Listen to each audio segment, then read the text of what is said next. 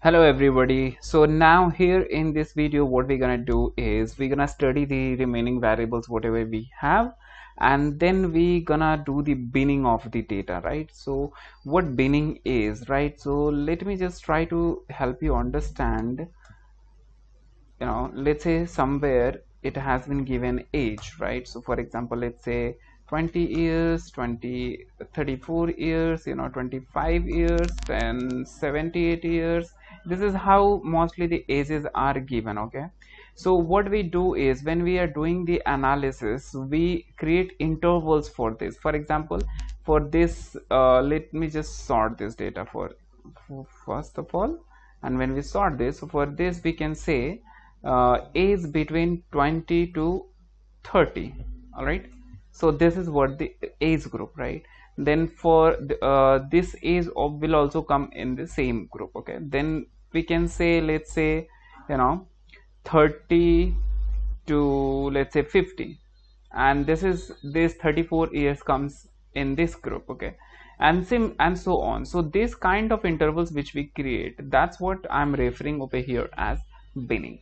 I just hope you understand it, right? So to do the binning, it is very important that we have our overall picture of the numbers which we have. Otherwise we will end up making the bins which are not much useful. So for that we will look at the outliers as well, or we would look at the density of the data, where the data is mostly dense, right? So let's start with that. For that, first thing first which we require to do is find out the variables where binning is required. Okay, so let's just have a look on the variables. Binning would mostly be required. By now you would have understood here what we did was continuous variable. Okay, so binning is mostly required for the continuous variable. Okay, so let's just figure out what are the variables where we might require the binning. Okay, so first of all, let me just see the data type for the variables which are available. Okay, first let's just take this. Okay, first let's just see how many columns are there.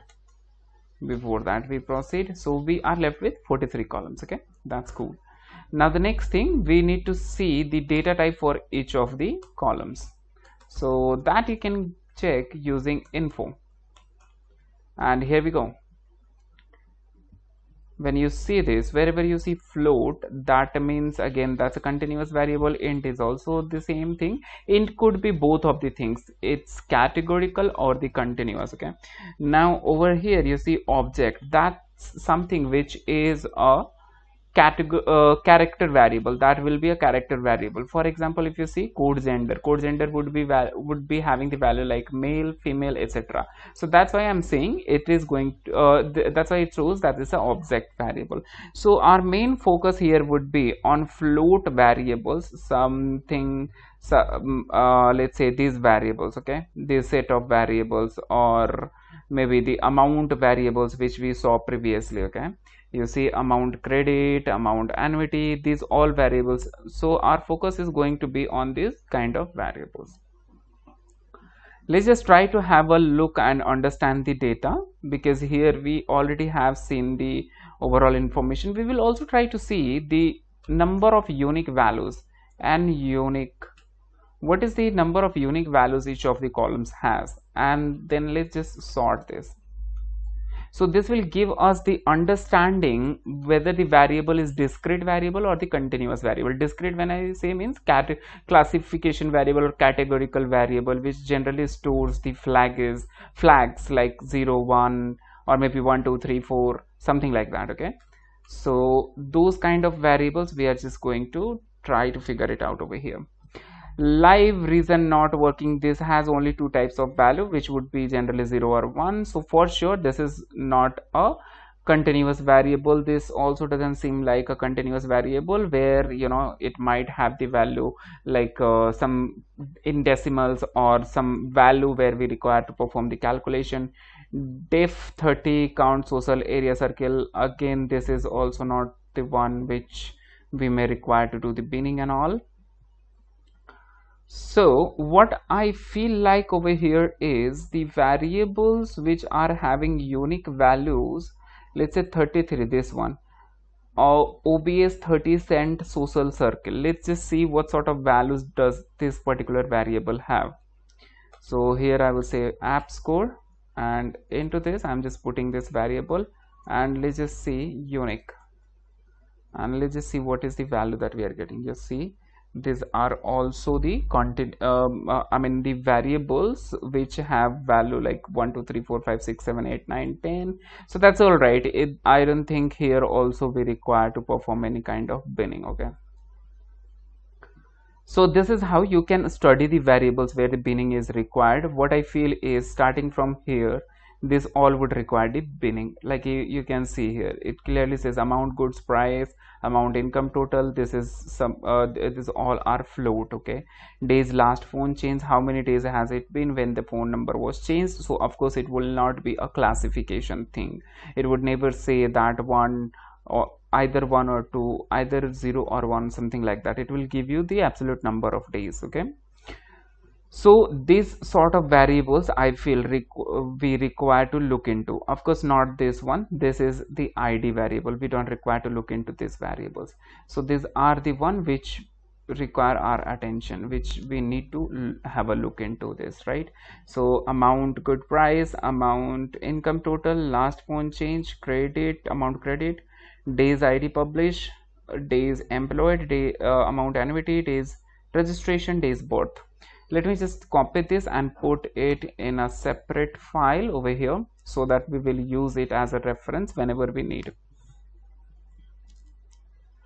Here I'm just keeping this, we don't require these values, so you can just ignore them. Okay, now over here what you see is this 1 2 3 4 5 6 7 8 9 variables we have over here.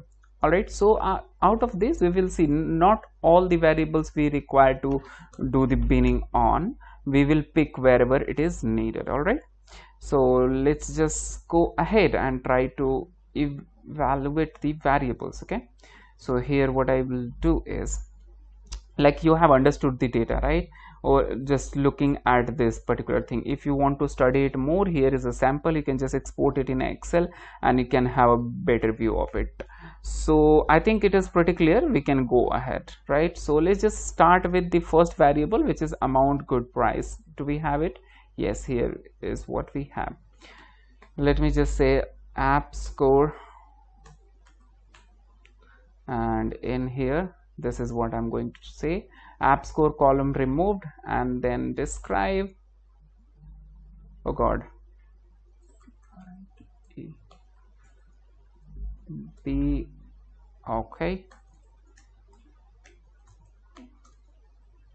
All right, so like you can see, this is again not giving us the correct picture, because you know correct value as values as per the expectation. So what I'm going to do is, let me just try to do this aggregation, and over here I'll just say min, max,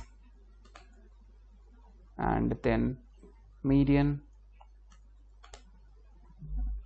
All right, let's just see. This is what we are getting. Okay, so like you can see, median is 450,000 and maximum value is this, and the minimum value is this, right? And so half of the population is below 450,000. Then how come it could be the maximum value? This is too high, isn't it? Certainly this have some outlier. Let's try to, you know, plot this sns.kde, and on this I will use this particular data right over here, comma x-axis equals to, I will use this variable.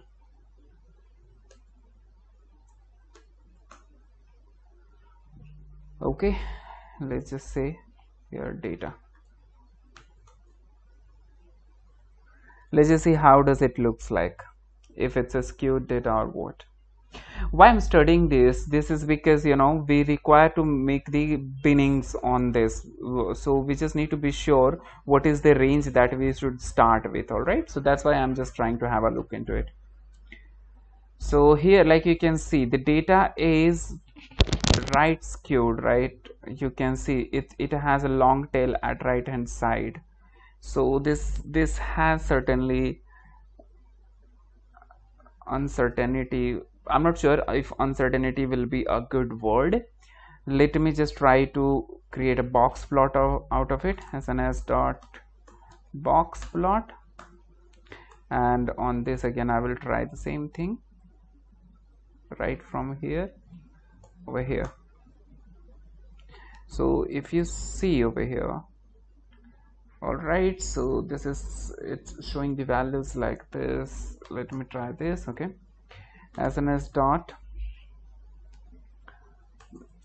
plt dot x scale, and here if I use log, how is that going to look like? No, this is not making much sense. Let's just see the quantiles. What sort of quantiles does it have? So I will just say app score, and in that this is the variable I'm going to take, this variable, and over here on this I will just use the quantiles.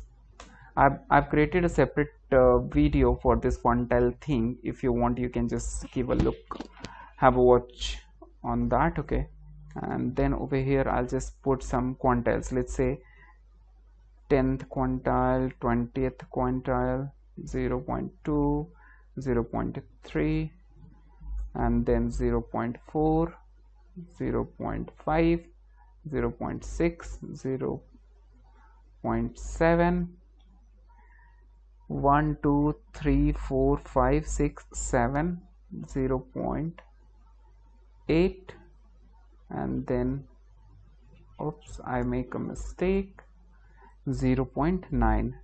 I made a mistake, rather I should say. And let's just have a look on this data. What is the error that we are getting over here? Percentiles should be all in the interval of 0 to 1. So here I have used, somewhere there is something wrong. 0.1, 0.2, 0.3, 0.4, 0.5, 0.6, 0.7, 0.8, and here is the problem. All right, so now here you can see the 10th percentile of the data is staying on this part. So in the 9th percentile the data is looking quite huge. So if you see, the rest of the time it looks like distributed symmetrically, but over here if you see, this has the variance, huge variance. Here it says 1 million. Here till this point, till 80th percentile, we have the data in thousands. Over here it is changing in millions. So let's just try to see the 99th percentile, 0.99. Okay, so we have the differences. The measure value which we have is at the end, which is this, right? So over here what we require to do is, the maximum value which we had was,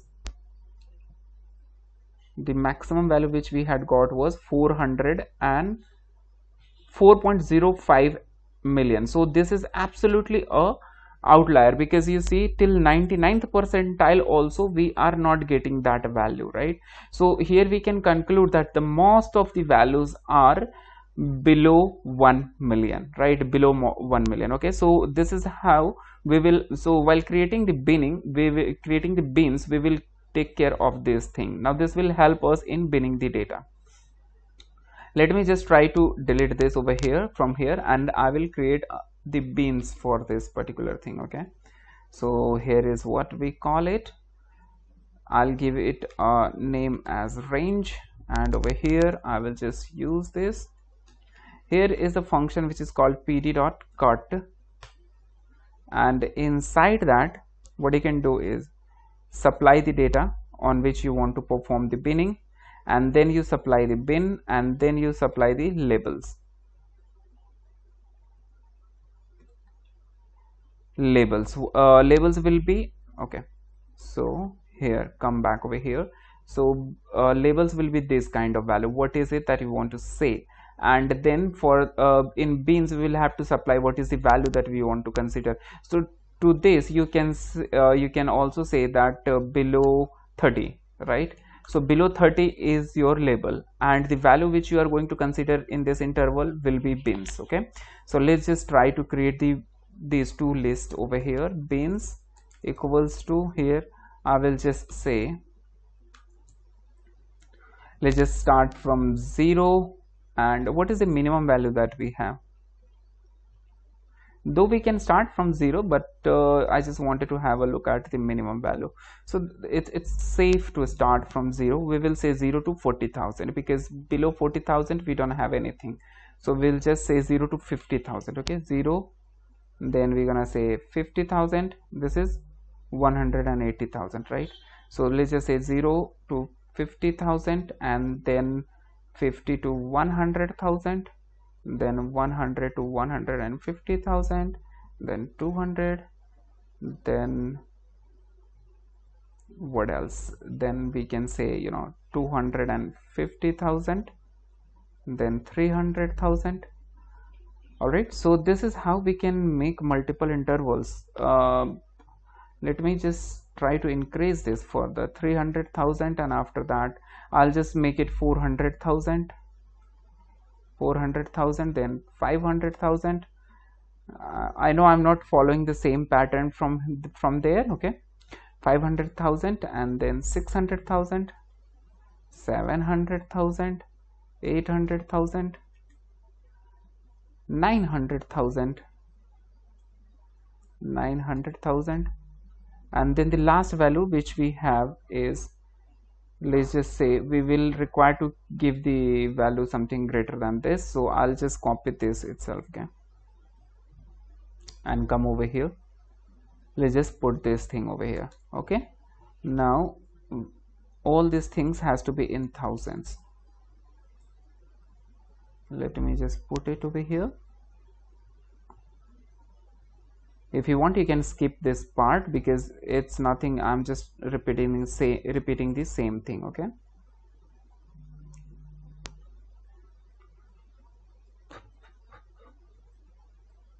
$100,000 and $50,000. Okay, now we need to create the, still these are looking so many bins, right? So what we can do is 50,000. Here we can just remove the 50,000. Let's just keep it 100,000. Then let's just remove this 200,000, 300,000. I'll keep 400,000, 500,000, 600,000. Right, so this is still better. Okay, now let's just create the ranges. I'll just say it ranges.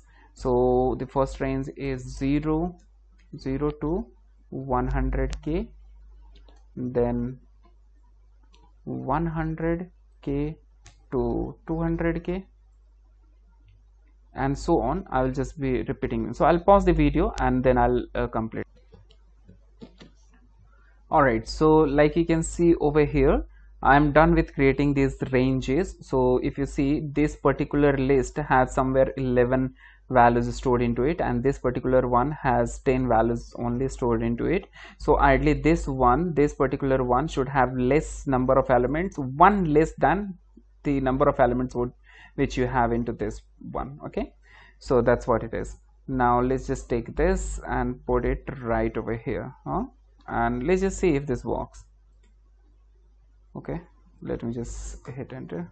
Okay, it just gave the error. What is the error? Amount good price range. Where is the amount good price range? All right, so here I just need to give, I don't need to give this. Now what is the error? Got an unexpected keyword, which is labels. So it's not labels. Is it label? Let me just see the parameters. From here what you can see is labels. Here is this. Okay, alright, so here it's bins. Now looks like it is done. Now let's just see the count, how it is looking like. Okay, so for that, like you would have understood by now, we can use group by, and over here this we need to put in parentheses, and over here we're gonna say size. Alright, so here is what we got. So below 100,000 only 8,709 people are there. So this is the range where most of the population r. Okay, like you can see just right over here. You see over here. Now then this range comes, and above 900,000 very few people are there. 41,000 people are in above 900,000. Okay, right, looks good. So this is how we can do the binning for rest of the variables also. So what I'm thinking is, just to keep the video concise, I will do the binning for rest of the variables, and then you can see that in the final result. So what I'm going to do is, yeah, either I'll fast forward it, or let me just fast forward this thing.